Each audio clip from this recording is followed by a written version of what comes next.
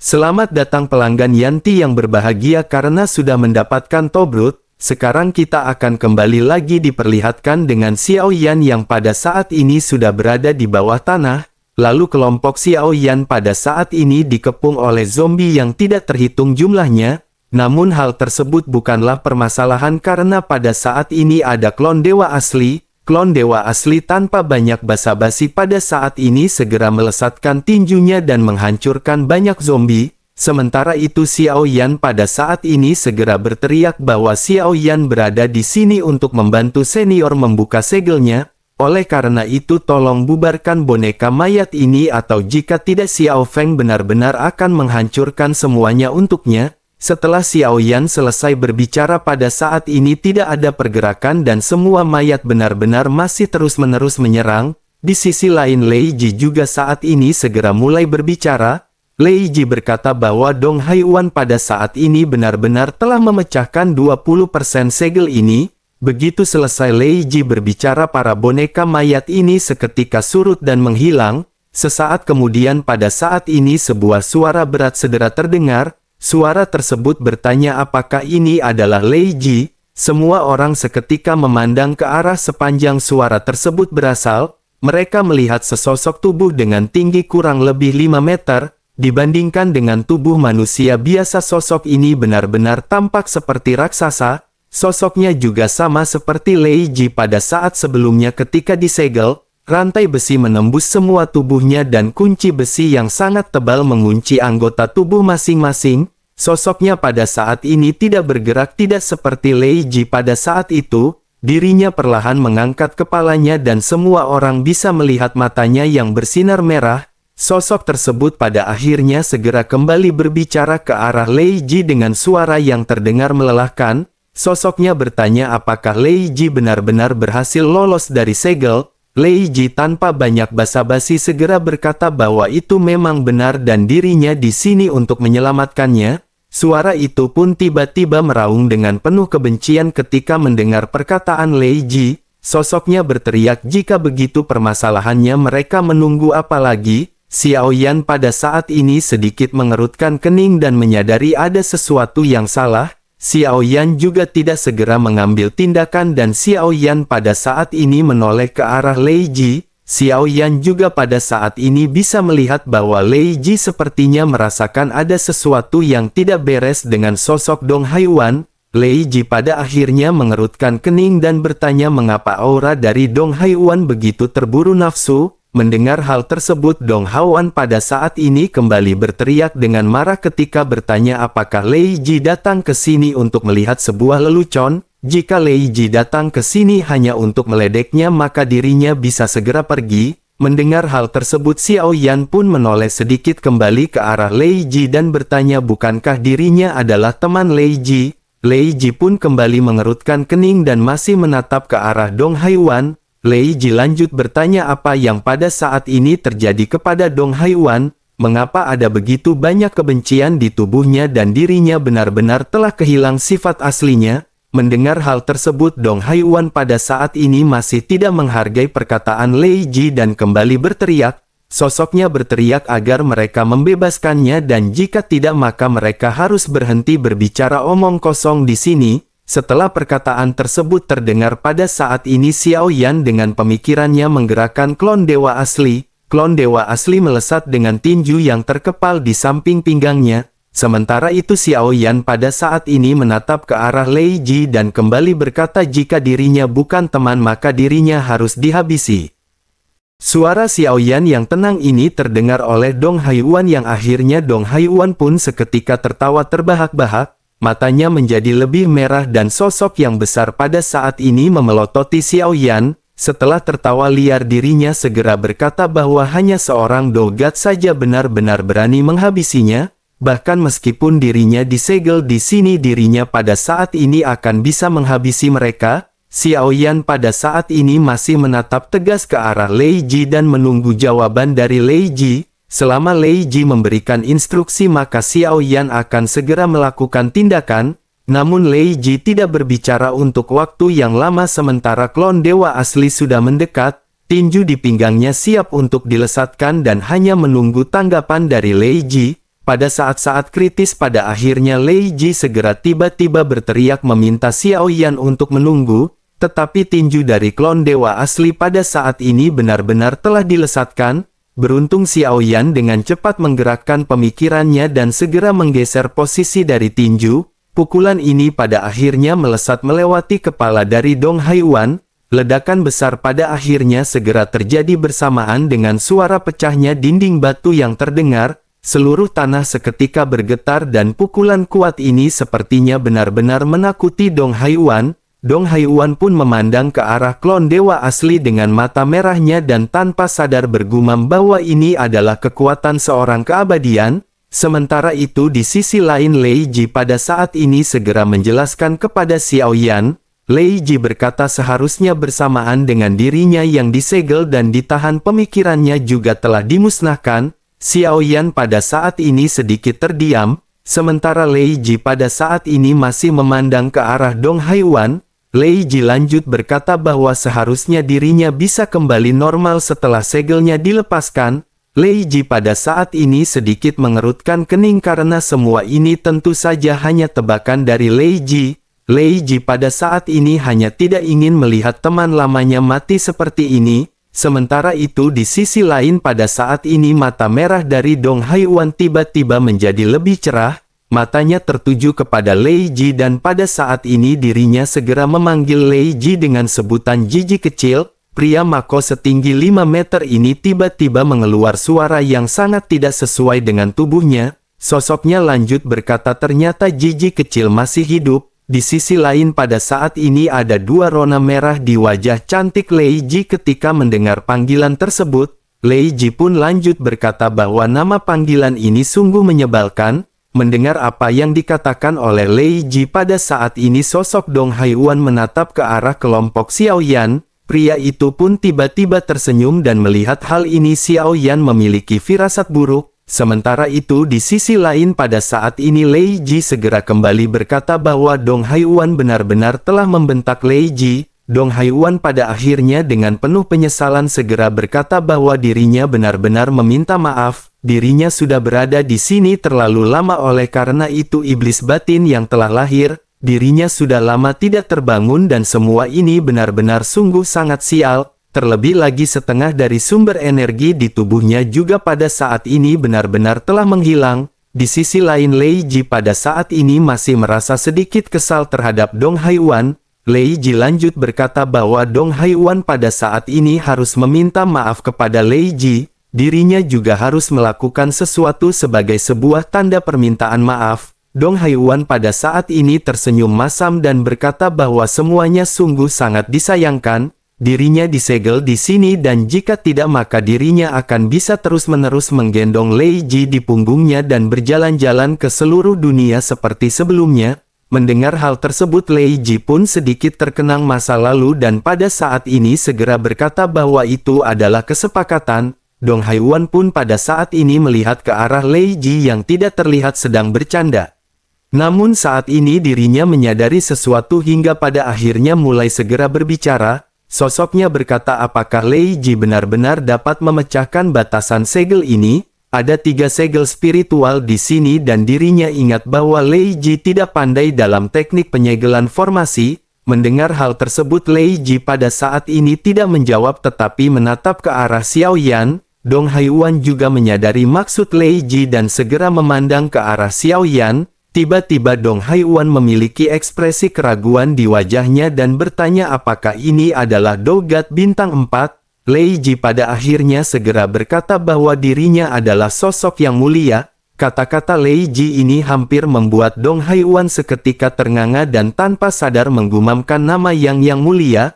Lei Ji pun mengangguk sementara Dong Haiwan pada saat ini masih dipenuhi dengan ketidakpercayaan. Dong Haiwan lanjut memastikan dengan bertanya apakah Lei Ji berbicara tentang orang kuat di dunia tanpa batas yang disebut yang mulia.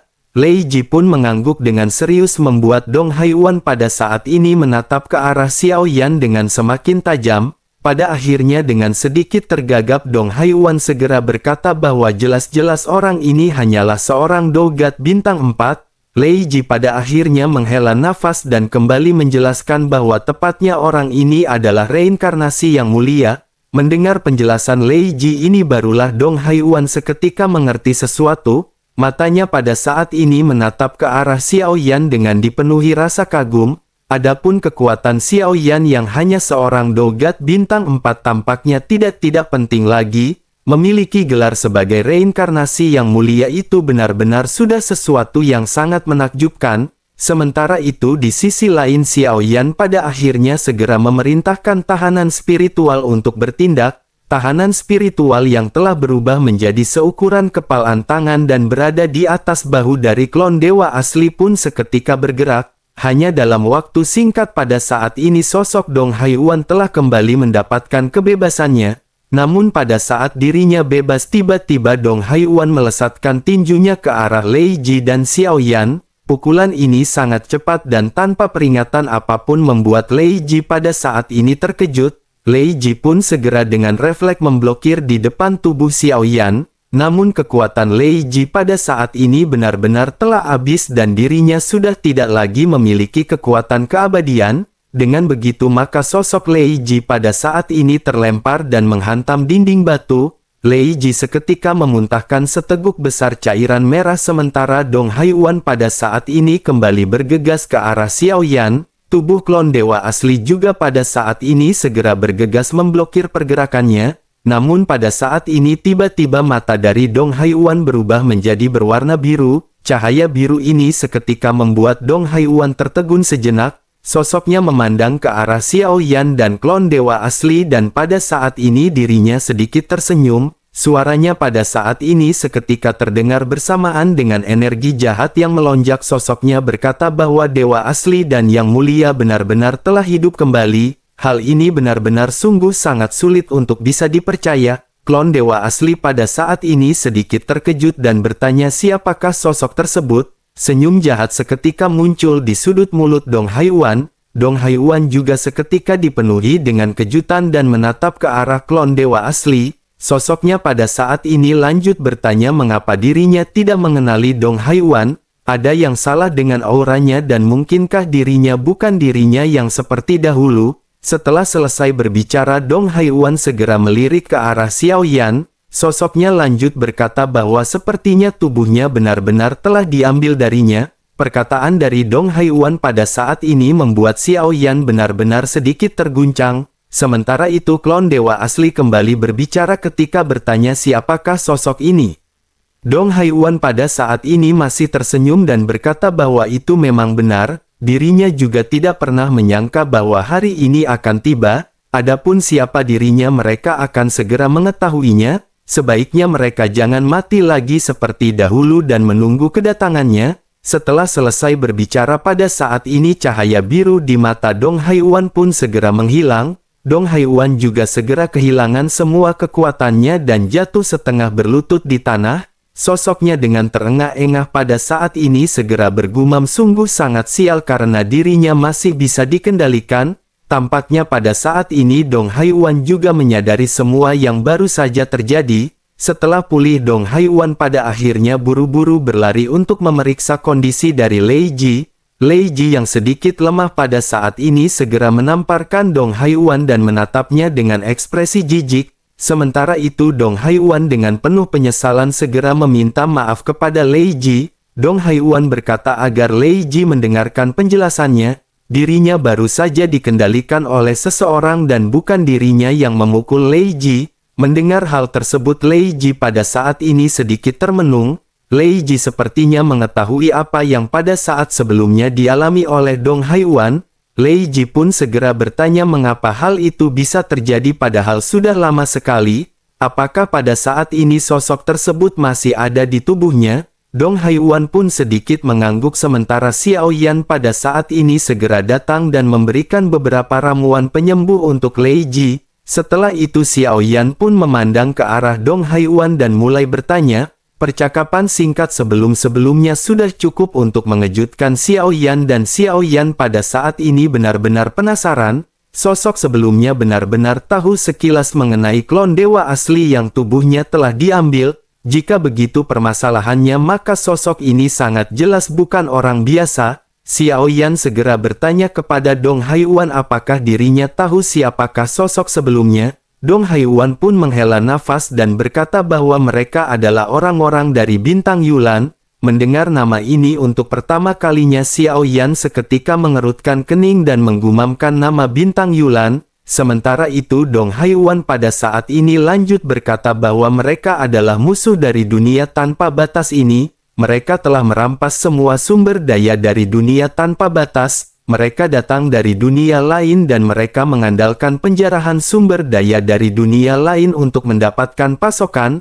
Mereka begitu kuat sehingga mereka menghancurkan seluruh dunia yang luas dalam waktu kurang dari setahun. Mendengar hal tersebut Xiao Yan seketika menyadari bahwa Lei Ji dan Dong Haiyuan berasal dari dunia yang sama. Xiao Yan juga menyadari tampaknya orang yang diceritakan oleh Dong Haiyuan memiliki kekuatan yang sangat kuat. Xiao Yan pada akhirnya segera kembali bertanya apakah ada seseorang yang berasal dari Bintang Yulan di dalam tubuhnya. Dong Haiyuan pun menggelengkan kepalanya dan mulai menjelaskan. Dong Haiyuan berkata bahwa dirinya pernah ditangkap oleh mereka dan mereka telah meninggalkan bekas luka di tubuh Dong Haiyuan. Dengan begitu sepertinya mereka dapat mengendalikan tubuh Dong Haiyuan kapan saja. Xiao Yan pun mengerutkan kening dan pada saat ini bertanya apa mereka tidak memiliki jarak batasan. Dong Haiyuan pada akhirnya segera menggelengkan kepalanya dan segera menjawab pertanyaan Xiao Yan. Dong Haiyuan memiliki ekspresi yang tampak sangat takut ketika menjelaskan hal ini kepada Xiao Yan.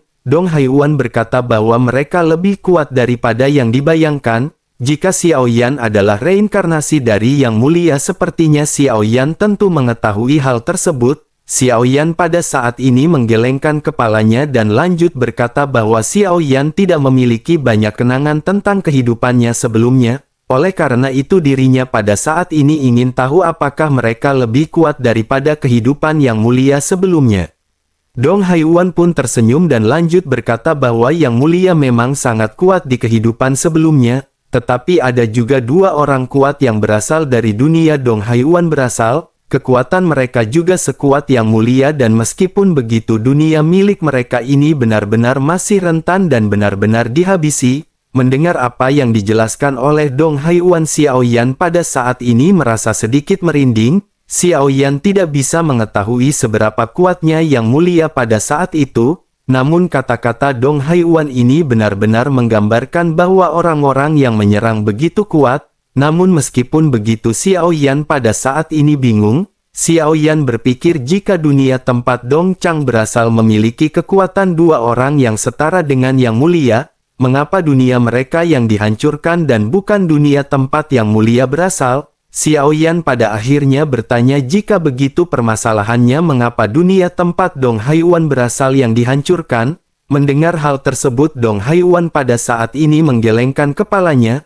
Sosoknya lanjut berkata bahwa dirinya juga pada saat ini sangat bingung mengenai hal tersebut. Selain itu setelah menghancurkan dunia tempatnya berasal orang-orang dari Bintang Yulan justru menghilang dan tidak pernah terlihat lagi. Sepertinya seharusnya ada bencana yang serius yang menghantam kelompok mereka. Tentu saja ini hanyalah sebuah tebakan dari Dong Haiyuan. Dirinya juga memiliki satu spekulasi lagi dan mungkin saja orang-orang dari Bintang Yulan ini dimusnahkan oleh dunia lain. Mendengar analisis dari Dong Haiyuan Xiao Yan pada saat ini menjadi semakin bingung. Xiao Yan pada akhirnya berkata bahwa mereka benar-benar begitu kuat. Oleh karena itu bagaimana mungkin mereka bisa dimusnahkan oleh dunia lain? Mendengar hal tersebut Dong Haiyuan pada akhirnya lanjut menjelaskan bahwa dunia ini memiliki masa hidup. Secara umum mereka terbagi menjadi 3 periode. Tahapan-tahapan tersebut adalah era kelahiran, era kemunduran dan era kehancuran. Era kelahiran adalah saat di mana dunia sedang berkuasa-kuasanya. Namun seperti apa kuatnya mereka akan tetap tidak bisa lepas dari era kemunduran. Itulah yang pada saat sebelumnya dialami oleh dunia tempatnya berasal yang telah mengalami era kemunduran. Pada saat itu mereka benar-benar diserang hingga pada akhirnya mereka menderita kehancuran. Mendengar hal tersebut Xiao Yan pun menganggukkan kepalanya dan berpikir bahwa siklus yang seperti itu memang ada. Namun Xiao Yan juga pada saat ini tersadar bahwa sepertinya Xiao Yan masih terlalu sedikit mengetahui tentang dunianya sendiri. Xiao Yan pada akhirnya tersenyum masam dan bergumam bahwa Xiao Yan sepertinya harus mengetahui lebih banyak mengenai dunianya. Mendengar hal tersebut, Dong Haiyuan segera berkata bahwa seberapa banyak yang Xiao Yan ketahui sebenarnya tidak ada gunanya. Dengan kekuatannya saat ini begitu dunianya diserang hanya ada satu yang bisa menyelamatkan mereka, yakni kekuatan yang tidak dapat diukur. Xiao Yan pun terdiam mendengar apa yang dikatakan oleh Dong Haiyuan dan Xiao Yan menyadari bahwa hal tersebut memang benar. Xiao Yan pada saat ini hanyalah seorang dogat bintang 4, masih sangat jauh bagi Xiao Yan untuk mencapai tingkat keabadian. Bahkan Xiao Yan benar-benar tidak berani membayangkan bagaimana cara Xiao Yan untuk bisa mencapai kekuatan seperti Yang Mulia. Selain itu bahkan sepertinya jika Xiao Yan berhasil mendapatkan tubuh Yang Mulia dan memperoleh kekuatan yang setara dengan Yang Mulia, hal itu benar-benar masih jauh untuk bisa berhadapan dengan dunia luar. Melihat Xiao Yan yang pada saat ini berpikir, Dong Haiyuan segera menyadarinya. Dong Haiyuan segera lanjut berkata bahwa bagi Yang Mulia pada saat ini masih terlalu dini membicarakan hal-hal ini. Lebih baik dirinya segera menyerap sumber energi di tempat ini. Sumber energi ini adalah yang dirinya pancarkan dan seharusnya sangat bermanfaat bagi Yang Mulia. Xiao Yan pun segera tersadar dan pada saat ini berpikir apa yang dikatakan oleh Dong Haiyuan memang benar. Xiao Yan pada akhirnya menghela nafas dan Xiao Yan mengangguk. Xiao Yan tanpa banyak basa-basi segera duduk bersila tanpa ragu-ragu dan menyerap sumber energi di sekeliling. Sementara itu mata Dong Haiyuan pada saat ini segera terfokus pada klon dewa asli. Sosoknya mulai mengobrol dengan klon dewa asli. Sosoknya segera berkata, mengapa senior terlihat familiar? Klon dewa asli pun sedikit menoleh mendengar pertanyaan dari Dong Haiyuan. Klon dewa asli pada saat ini bertanya apakah itu memang benar dan mengapa dirinya tidak mengenali Dong Haiyuan. Apakah Dong Haiyuan pada saat ini benar-benar tahu siapakah klon dewa asli? Dong Haiyuan pada saat ini menganggukkan kepalanya dan berkata tentu saja dirinya mengenalinya. Klan Cimi dulu benar-benar sangat terkenal tetapi keberadaannya tidak banyak diketahui oleh semua orang di dunia luas. Klon dewa asli pun menganggukkan kepalanya mendengar apa yang baru saja dikatakan oleh Dong Haiyuan. Bersamaan dengan hal tersebut Xiao Yan pada saat ini teringat tempat tersembunyi lainnya yang berada di tempat hukuman para dewa. Salah satunya adalah tempat di mana klon dewa asli berasal. Xiao Yan berpikir bahwa jika Xiao Yan bisa mendapatkan tubuh-tubuh ini maka kekuatan Xiao Yan akan semakin kuat. Tetapi Xiao Yan tidak mengetahui spesifik kekuatan orang-orang yang tersegel di tempat ini. Oleh karena itu Xiao Yan berinisiatif untuk bertanya kepada Dong Haiyuan mengenai hal tersebut. Pada akhirnya klon dewa asli segera berkata bahwa ada tempat tersembunyi di tempat hukuman dewa ini. Tahukah Dong Haiyuan siapakah saja sosok kuat yang tersembunyi di tempat-tempat tersebut? Apakah Dong Haiyuan telah memasuki tempat-tempat tersebut dan mengetahui detail spesifiknya? Mendengar hal tersebut Dong Haiyuan pun menjawab sambil tersenyum masam. Sosoknya berkata apakah senior pada saat ini bercanda? Bagaimana mungkin Dong Haiyuan bisa memenuhi syarat untuk memasuki tempat tersembunyi para dewa? Di tempat tersebut sangat sulit bagi seseorang untuk bisa bertahan hidup meskipun mereka berada di tingkat keabadian. Adapun mengenai apa yang tersembunyi di dalamnya dirinya benar-benar tidak mengetahui detail pastinya. Namun ada beberapa rumor yang tersebar dan dikatakan bahwa di tempat tersembunyi para dewa ini keberadaan yang sangat menakutkan benar-benar telah tersegel di sana. Dirinya juga ingat bahwa klan dewa asli atau klan Cimi telah dihancurkan dan menurut rumor yang beredar sosok terakhir dari klan Cimi juga disegel di tempat tersebut. Dengan begitu mungkinkah? Ketika berbicara di tahap ini Dong Haiyuan seolah-olah menyadari sesuatu dan menatap tajam ke arah klon dewa asli. Klon dewa asli pada saat ini tidak menyangkalnya dan langsung mengangguk. Sosoknya berkata bahwa itu memang benar dan dirinya baru saja keluar dari tempat tersembunyi tersebut. Dong Haiyuan pada akhirnya merasa seolah-olah dirinya sedang dipermainkan oleh klon dewa asli. Dirinya pun segera menunduk dan berkata bahwa senior benar-benar sedang bercanda. bagaimana mungkin Dong Haiyuan bisa tahu lebih banyak daripada senior yang telah keluar dari tempat tersebut? Mendengar hal tersebut, klon dewa asli pun sedikit tersenyum dan lanjut berkata bahwa ada 3 tempat tersembunyi lainnya. Dirinya hanya penasaran dan seperti apa segel yang terdapat di tempat tersebut. Dirinya juga ingin tahu apakah mereka semua adalah manusia atau monster. Dong Haiyuan pada saat ini menjadi semakin seolah-olah dikerjai oleh klon dewa asli. Sosoknya berkata bahwa dengan kekuatan senior tidakkah dirinya akan bisa mengetahuinya hanya dengan melangkah masuk. Mendengar apa yang dikatakan oleh Dong Haiyuan pada saat ini, mata dari klon dewa asli pun seketika berbinar. Tampaknya kata-kata Dong Haiyuan ini benar-benar memberikan secercah pemberitahuan. Dengan kekuatan dari klon dewa asli yang begitu kuat, setidaknya dirinya akan bisa mengetahui hal tersebut setelah datang. Bukan ide yang buruk untuk melihat ketiga tempat tersembunyi lainnya, dan meskipun sosok yang berada di sana kuat, setidaknya dengan kekuatan yang dimiliki oleh klon dewa asli dirinya tidak akan sekarat. Pada akhirnya segera klon dewa asli pun memerintahkan tahanan spiritual. Tahanan spiritual pun segera menyadari maksud dari klon dewa asli dan segera membuka tampilan layar peta. Klon dewa asli pun segera melihat tempat tersembunyi yang paling dekat dengan malaikat jatuh. Setelah beberapa saat memperhatikan tempat dan menentukan tujuan, pada saat ini suara Li Chu dari luar seketika terdengar. Klon dewa asli pun seketika menoleh dan pada saat ini memerintahkan Dong Haiyuan untuk bergegas menuju ke pusat bumi. Sementara itu klon dewa asli pada saat ini segera bergegas menemui Li Chu. Li Chu sedikit terkejut saat melihat tubuh klon dewa asli yang pada saat ini muncul menemuinya. Dirinya pun segera menangkupkan tangannya dan pada saat ini segera mulai berbicara. Li Chu pada saat ini bertanya di manakah saudara Xiao Yan. Dirinya memiliki sesuatu yang penting untuk diberitahukan. Melihat Li Chu yang tampak panik, Xiao Yan pada saat ini mengerutkan kening dan perlahan mulai berbicara. Xiao Yan yang berada di dalam tubuh klon dewa asli berkata agar semuanya dikatakan langsung kepadanya. Mendengar hal tersebut, Li Chu pun menatap ke arah klon dewa asli dengan sedikit keraguan di matanya. Namun pada akhirnya dirinya mulai segera memberikan informasi tersebut. Dirinya berkata bahwa aliansi Dosian datang untuk mencari seseorang.